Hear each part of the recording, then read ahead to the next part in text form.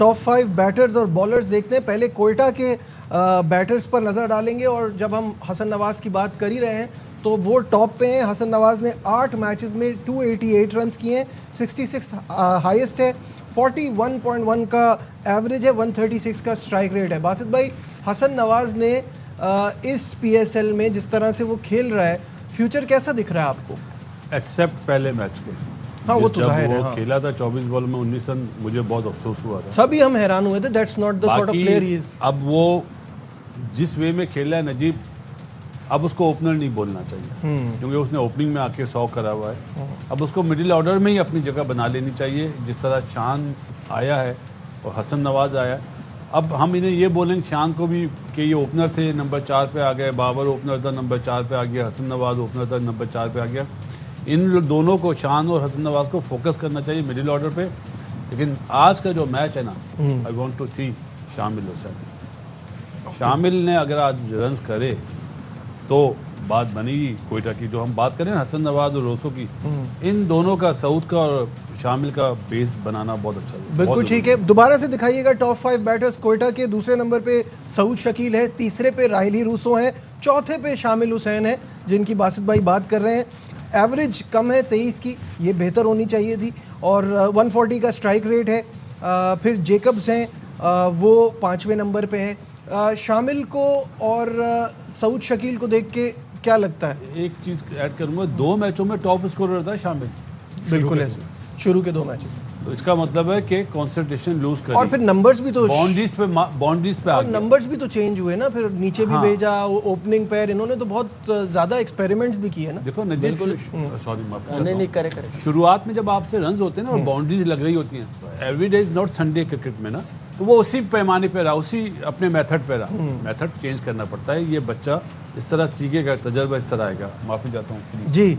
ये बिल्कुल ऐसे ही है, और वो बिल्कुल आपने सही कहा। मैं भी यही ज़हन में सोच रहा था कि ये नंबर 4 पे आ गया जो नंबर 1 पे होना चाहिए था। पहले 2 मैचेस में रन्स किए हैं, एक तो मैच वो तबीयत ठीक नहीं थी, बुखार था, जिसकी वजह से वो खेल नहीं सका। वापस आया तो नंबर उसका ऊपर नीचे रखा, तो उससे काफ़ी पीछे चला गया। तो मुझे लग रहा है अगर फिट होता, वही फॉर्म कंटिन्यू होती, तो इस वक्त मैंडस बाबर के साथ होता, दूसरे तीसरे चौथे नंबर पे होता। बिल्कुल बाहर हो गया। इसके रन्स करने बड़े ज़रूरी हैं, सऊद शकील के रन्स करने बड़े ज़रूरी हैं, ऊपर से स्टार्ट अच्छा देना बड़ा ज़रूरी है, क्योंकि लाहौर की टीम में आपको पता है कि अगर फ़खर चल गया तो इनको फिर चेज़ 180 190 करने पड़ेंगे। उसके लिए ओपनिंग स्टैंड देना बड़ा ज़रूरी है।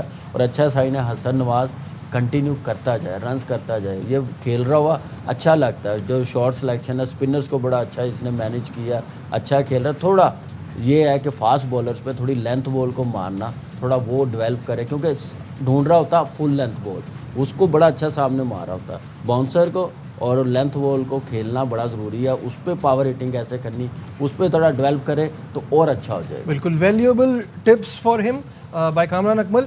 आगे बढ़ते हैं और आपको कोयटा की बॉलिंग भी दिखाते हैं। और जो बात हम शुरू से कह रहे हैं, और जिस वक्त कोयटा अच्छा नहीं खेल रहा था, उसकी भी वजह ये थी कि जो 2 ट्रम्प कार्ड हैं इनके बॉलिंग में, वो उस तरह से परफॉर्म नहीं कर रहे, अब कर रहे हैं। उस्मान तारिक टॉप पर हैं, 8 मैचेस में 8 विकेट्स हैं, 3 for 18 जो अभी हमने बताया इसी टीम के अगेंस्ट, ये इनका बेस्ट है। अबरार अहमद दूसरे नंबर पे हैं, वो भी 8 मैचेस में 8 विकेट्स। फिर अलजारी जोसेफ हैं, अहमद दानियाल हैं और सऊद शकील हैं। शाहिद साहब, इनकी बॉलिंग ऑब्वियसली ये दोनों ही लीड करेंगे, ये तो आइडिया ही था। आखिरी मैच में उस्मान तारिक फॉर्म में आया जिसमें उसने 3 विकेटें ली। अदरवाइज़ कराची में जो एक्सपेक्टेशंस थी अबरार से और उस्मान तारिक से, वो उन्होंने पूरी नहीं की। और ये सारे प्लेयर्स वो प्लेयर्स हैं जो पोटेंशियल पाकिस्तान के लिए 2028 वर्ल्ड कप में खेलेंगे। अबरार भी खेलेगा, अगर उस्मान अपनी फिटनेस रखेगा तो वो भी खेलेगा। शामिल हुसैन है, नाफे है, हसन नवाज़ है। हसन नवाज़ तो सारे लोग ये बोलते हैं कि उसकी नेचुरल एबिलिटी है सिक्सेस मारने की। वो अनलकी था कि वो शारजा की ट्राई सीरीज़ और एशिया कप में नहीं चला। अब नेचुरली वो ओपनर है, लेकिन उसको अब मिडिल ऑर्डर में जगह मिली है, मिडिल ऑर्डर में जगह बनाई है। लेकिन आप अगर उसके T20 इंटरनेशनल्स भी देखें तो 25 मैचों में उसका स्ट्राइक रेट 154 है, जो शायद किसी भी पाकिस्तानी प्लेयर के करीब नहीं आते। हमारे 120 130 के अंदर ही रहते हैं। 154 is a very good strike rate.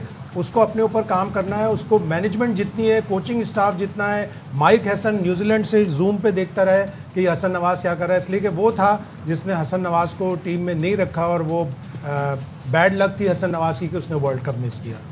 Kamran इसमें कुछ ऐड करना चाहेंगे? देखिए उस्मान तारिक मुझे लग रहा है कि मिस्ट्री स्पिनर्स की यही प्रॉब्लम है, जब बैट्समैन समझ जाते हैं, तरीका आ जाता है ना, तो फिर बड़ी मार खाते हैं। Very true. लास्ट जल्मी ने आप देख लें क्या किया, अवेयरनेस उनमें कितनी थी, बाबर में और मैंडस में कैसे वो खेले हैं।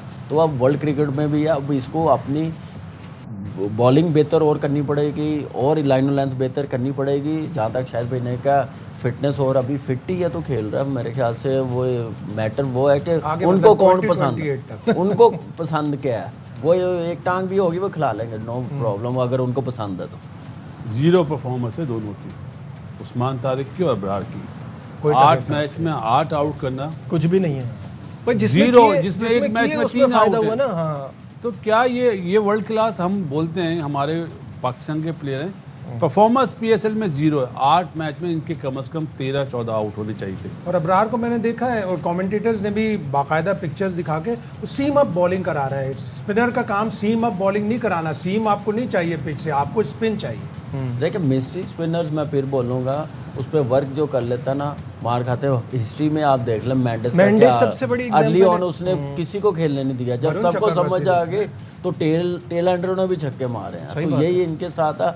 इब्रार तो खैर उस्मान तारिक के साथ नहीं मिलाएं, इब्रार बहुत फार बेटर स्पिनर है, उसने हर क्रिकेट में परफॉर्म किया हुआ है, लेकिन उसको यूटिलाइज जैसे कर रहे हैं ना, जैसे कॉन्फिडेंस बनता है तो ठक करके बाहर कर देते हैं, उससे बड़ा फ़र्क पड़ता है। फिर टेस्ट मैचेस में बिल्कुल साइडलाइन कर दिया उसको मजीद बनाने के लिए, तो ये मुझे समझ नहीं आती कि उसको इस क्रिकेट बासित भाई कुछ कहना चाह रहे हैं? ब्रेक पे इंडिया वालों ने उस्मान तारिक को बहुत बड़ा हीरो बना दिया है। वो अब मैच में कम परफॉर्मेंस कर रहा है, दुआ है आज दोनों परफॉर्मेंस करें। इंटरव्यू देने में लगा हुआ है और लेने वाले भी इंटरव्यू ले रहे हैं। शामिल हुसैन को जिसने लेफ्ट राइट कम्बिनेशन की वजह से नंबर 4 पे भेजा था ना, क्वेटा की बैटिंग में डाउनफॉल उस दिन से आया।